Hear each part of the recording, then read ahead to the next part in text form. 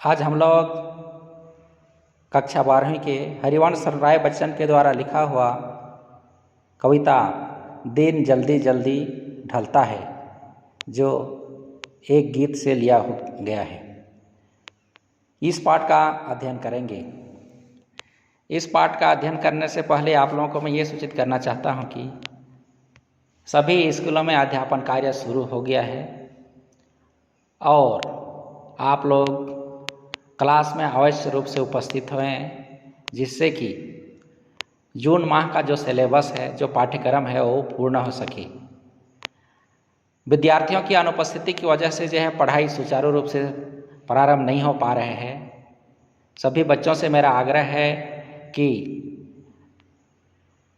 कक्षा 10वीं और 12वीं के बच्चे अवश्य रूप से क्लास में उपस्थित हों और जो विषय संबंधित अध्यापन कार्य हो रहे हैं उसका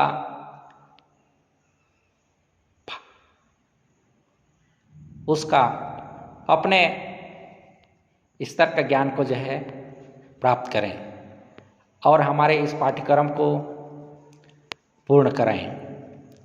आप लोग की जो समझ है, क्लास में जितना उपस्थित होंगे, जितना आप लोग पढ़ाई में सहभागी होंगे, उतना ही आप लोगों का ज्ञान जो है विकसित होगा। इसलिए सभी विद्यार्थियों से मेरा आग्रह है कि निश्चित ही क्लास उपस्थित हों। स्कूल जो है 16 जून से ही प्रारंभ हो गया है और अभी तक जो है विद्यार्थियों की संख्या एकदम बहुत कम है। 2-3 बच्चे जो है आते हैं।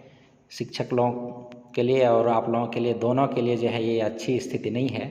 इसलिए सभी बच्चों से मेरा आग्रह है कि क्लास निश्चित रूप से जो है उपस्थित हुए। तो आज हम लोग पढ़ेंगे कक्षा 12वीं का हिंदी विषय। इसमें जो है हरिवंश राय बच्चन के द्वारा लिखा गया एक गीत कविता जो दिन जल्दी जल्दी ढलता है। इसमें हरिवंश राय बच्चन ने जो है राहगीर, चिड़िया और जो किसान हैं उनके माध्यम से दिन जल्दी जल्दी ढलता है पाठ्यक्रम को बताने की प्रयास किए हैं। तो हम लोग पढ़ना शुरू करते हैं। देखो,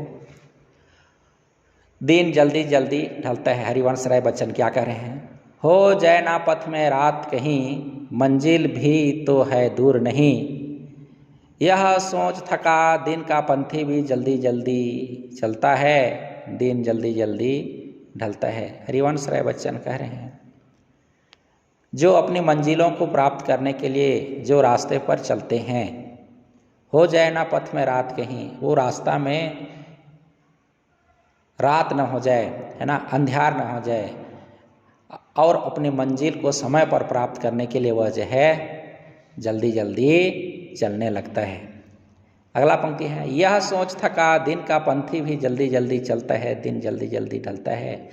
रास्ते में चलने वाला राहगीर अंधियार न हो जाए करके, अंधेरा हो ना जाए करके, जैसे जैसे दिन जो है ढलते जाता है अर्थात सूर्यास्त होने लगता है, वैसे ही अपनी चलने की गति को भी बढ़ाते जाता है।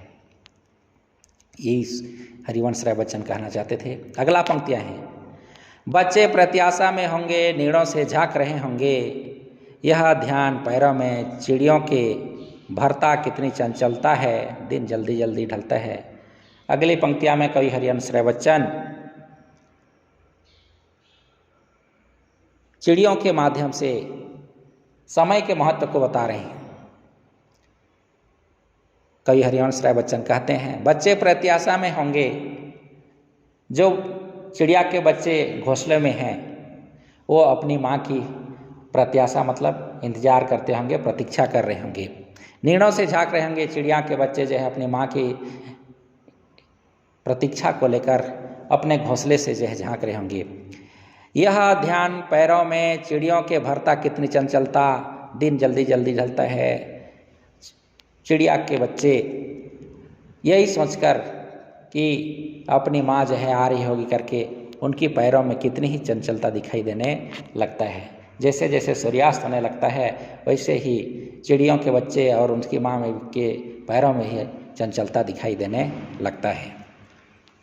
अगला पंक्ति है, मुझसे मिलने को कौन विकल, मैं हो जाऊं किसके हिल चंचल। यह प्रश्न शिथिल करता पद को, भरता उर में विहलता है, दिन जल्दी जल्दी ढलता है। कवि हरिवंश राय बच्चन कह रहे हैं, मुझसे मिलने को कौन विकल है। जो जिसकी प्रतीक्षा कर रहे होंगे, है ना, उससे मिलने के लिए कितना विकल होंगे, अर्थात कितना व्याकुल होंगे। मैं हो जाऊं किसके हित चंचल, वो किसकी भलाई के लिए जो है वो चंचल हो जाएगा या गतिशील हो जाएगा। यह प्रश्न शिथिल करता पद को, ये सोचकर जो है उनकी पैर जो है शिथिल हो जाते हैं। भरता उर में विहलता, और उनके हृदय में जो है एक विहलता, एक चंचलता छा जाता है। दिन जल्दी जल्दी जल्द ढलता है, जैसे ही सूर्यास्त होने लगता है अर्थात दिन जल्दी जल्दी ढलने लगता है, वैसे ही उनके पैरों में जो है शिथिलता छा जाता है और उनके हृदय में जो है एक विहलता अर्थात व्याकुलता आ जाता है। इस प्रकार हरिवंश राय बच्चन जो है दिन जल्दी जल्दी ढलता है एक गीत के माध्यम से राहगीर और चिड़ियों के माध्यम से जो है समय के महत्व को जो है बतलाने की, समय के महत्व को इस पाठ में जो है बताया गया है। इस प्रकार ये कविता जो है समाप्त होता है। सभी बच्चों से मेरा फिर से आग्रह है कि समय पर क्लास में उपस्थित हो जाएं। अध्यापन कार्य सभी विषय का जो है प्रारंभ हो गया है। आप लोगों की जो अनुपस्थिति है ये अच्छी नहीं है। आप लोग जितना स्कूल में उपस्थित होंगे अध्यापन कार्य उतना ही प्रभावशील होगा, आप लोगों के लिए भलाई की बात है। Thank you so much.